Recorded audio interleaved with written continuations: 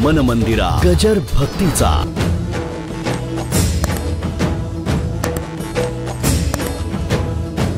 पंढरीची वारी हीच अंधश्रद्धा आहे. भजन करणं हे अंधश्रद्धा आहे. देवळात जाणं हे अंधश्रद्धा आहे. तर मी म्हणीन तू अंध आहेस. मी म्हणीन तू अंध आहेस. कुणालाही आपल्याला नावं ठेवायची काही आवश्यकता नाही आहे. तुम्हाला जावं असं वाटत नाही, नका जाऊ. आलं का लक्षात? 2 नवरा बायको होते. पती नास्तिक होता, पत्नी आस्तिक होती. मग एका दिवशी कीर्तन, रात्री सुटायला वेळ होतो. ती म्हटली मला आणायला या. आता ती मूर्ती मानली नाही, पण ही मूर्ती मानली ना. या मूर्तीला सोडून काही संसार होतोय का? काय माझ्या ओळखीचा होता. आमची गाडी नेसताना तिथे, अहो काय म्हटलं आत दिसत नाही. नाही म्हटलं आपल्याला त्यातलं काही जमत नाही. आमची बायको आतमध्ये होती. म्हटलं तिला आणायला आला तेही काही कमी नाही. नाही ते तिला जर म्हणला असता तुझं तंगड तोडून टाकीन गेलीस कीर्तनाला, तर मग पुढे काय करता? असेही आहेत. माझ्या परंपरे मी असे बघितलेले आहेत. काय नवऱ्याला सांगणारी सातारला आमच्या बायको बघितली. कीर्तनाला जाल तर मी विहिरीत उडी घेईन. दोन्ही बाजूनी आहेत. पतीला विरोध करणारे, पत्नीला विरोध करणारे. लक्षात घ्या, विरोध करायचा तिथे करावा. नको तिथे जाऊ नये, पण पाहिजे तिथे जावं.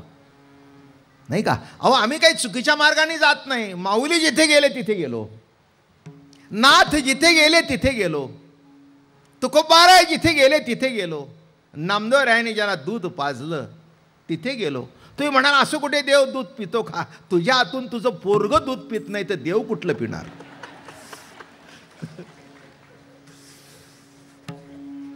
काय अनुभव आहे तुमचा?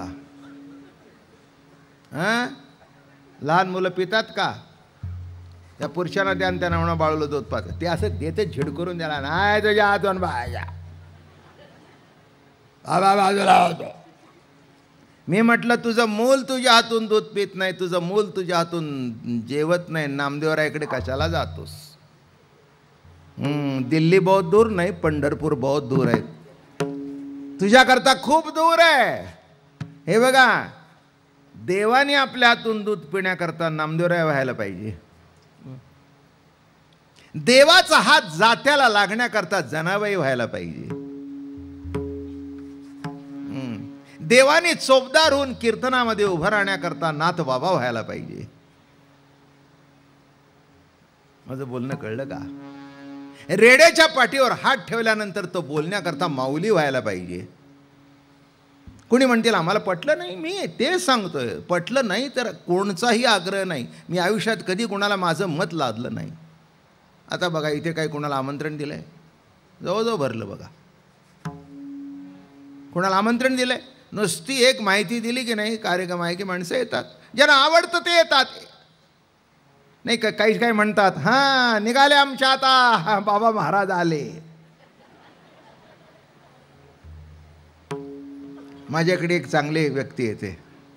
त्यांच्या घरात त्यांची मंडळी मुली वगैरे कोणी येत नाहीत, पण ते येतात. हां डॅडी आता हा तुमचे बाबा महाराज आले, म्हणजे आता तुम्ही काही संध्याकाळी भेटणार. ते म्हणले बाई महिन्यातून आयुष्यातून वर्षातून एक दिवस मिळतो. आयुष्य आहे जरा भोगू दे आनंद. माझं बोलणं कळलं का? ज्याला आनंद मिळतो त्याने घ्यावा. कुणाला दारू पिऊन मिळतो, कुणाला जुगार खेळून मिळतो. मग सात्विक वृत्तीतून जर आनंद मिळत असेल तर का घेऊ नये? नाही का? आम्ही काय तुमची बाटली हिसकून घ्यायला आलो नाही, पण पिण्याने तुमचं नुकसान होईल एवढं सांगण्याकरता कीर्तन आहे. कुणी कुणाचं ऐकावं असं नव्हे, पण कळवून तरी घ्यावं. तसं वारकरी संप्रदाय हा विचार प्रधान आहे, तसा आचार प्रधान आहे. आणि म्हणून 1000 वर्ष टिकून आहे. माझं बोलणं एक लक्षात घ्या. मला काही कुणाबद्दल चर्चा करायची नाही, माझा विषयच नव्हे तो. काही काही परंपरा, काही काही संप्रदाय अशा असतात, ती व्यक्ती आहे तिथपर्यंत राहतं. व्यक्ती संपलं की उतरती कळा लागते. आहे ना? असा आज माझ्या 76 वर्षाच्या आयुष्यात बघतोय. 50-60 वर्षाचा काळ, 30 वर्षाचा काळ, व्यक्ती संपली, परंपरा संपली, संप्रदाय संपला.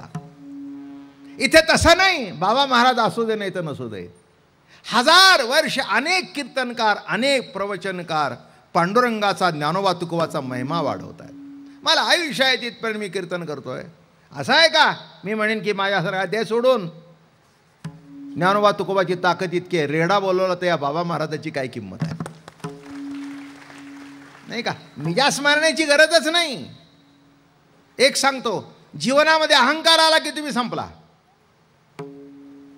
माझं बोलणं कळलं? मग अर्जुन असला तरी का, उद्धव असला तरी, अर्जुनाला सुद्धा अहंकार झाला. त्याला असं वाटलं माझ्यासारखा कोणी नाही, माझ्यासारखा भगवत भक्त कोणी नाही, असं अर्जुनाला वाटलं. देव आणि अर्जुन रस्त्याने निघाले होते. रस्त्याने निघाल्यानंतर एक ब्राह्मण तिथे उभा होता, सात्विक होता.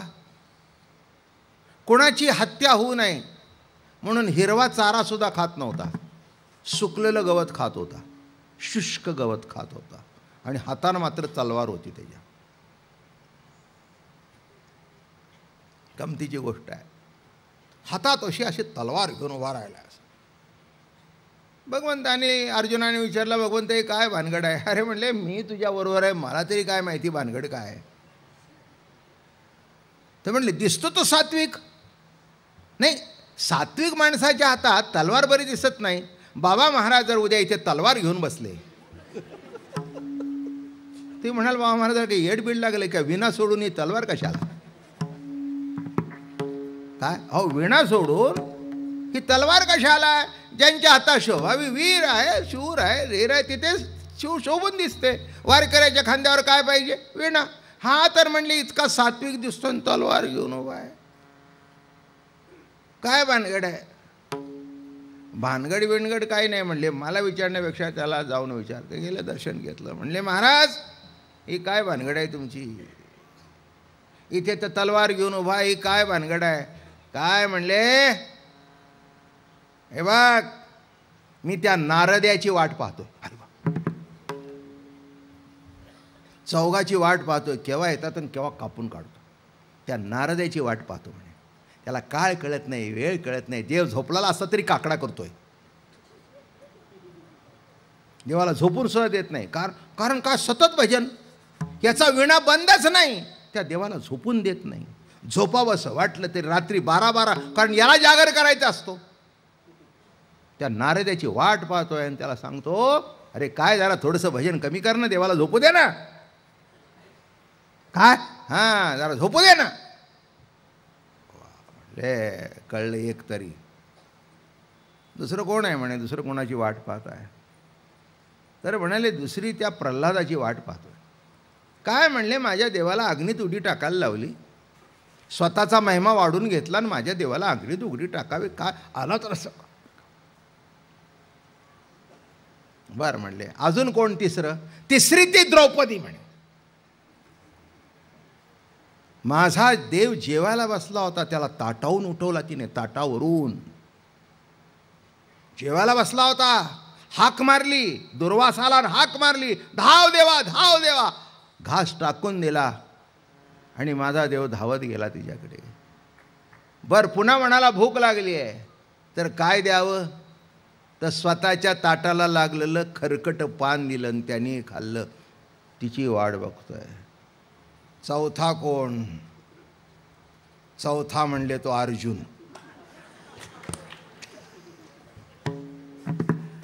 चौथा तो अर्जुन. रथ हाकायला बसवला विश्वचालक परमात्मा. रथ हाकण्याकरता बसवला, घोडे धुण्याकरता. युद्ध झाल्यानंतर यांनी झोपावं आणि माझ्या देवानी खरारा मारावा, घोडे साफ करावे, रथ साफ करावं. या चौघांना येऊ दे. अर्जुन म्हणला, पाठवून देतो.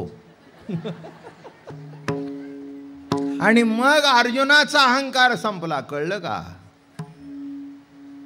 त्याला वाटलं हा किती मोठा देव आहे. तर तुमच्या माझ्यासारखे काय अहंकार करताय? मी भक्ती करतो हेही अहंकार करू नका. मी भजन करतो हाही अहंकार करू नका. मी कीर्तन करतो हाही अहंकार करू नका. आता चातुर्मास झाला ना, आम्ही उपवास करतो. बोर्ड लावा चौकात. अरे उपवास कशाला करतोस? उपवास आहे याची प्रतीती घे. उपवास शब्दाचा अर्थ काय? उपवास, भगवंताचा वास माझ्याजवळ आहे याची प्रतीती घे. झाला उपवास. काय एकादशी सुद्धा तसा कडकडीत उपवास नाही. साबुदाण्याची खिचडी, वरीच्या तांदळाचा भात, शेंगदाण्याची आमटी, बटाट्याची भाजी, श्रीखंड, राजगिऱ्याच्या पुऱ्या, काकडीची कोशिंबीर चालते.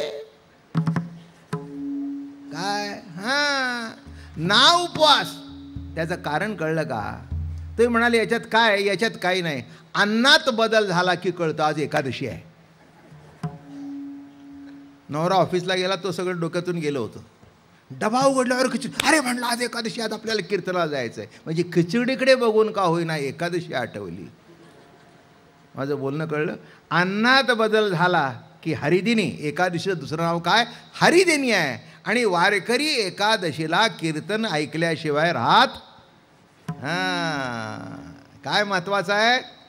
उपवास हा एक भाग आहे, पण एकादशी म्हटले की कीर्तनाला जावं, कीर्तन करावं. कीर्तन चांग होय अंग हरिरूप. मन मंदिरा गजर भक्तीचा.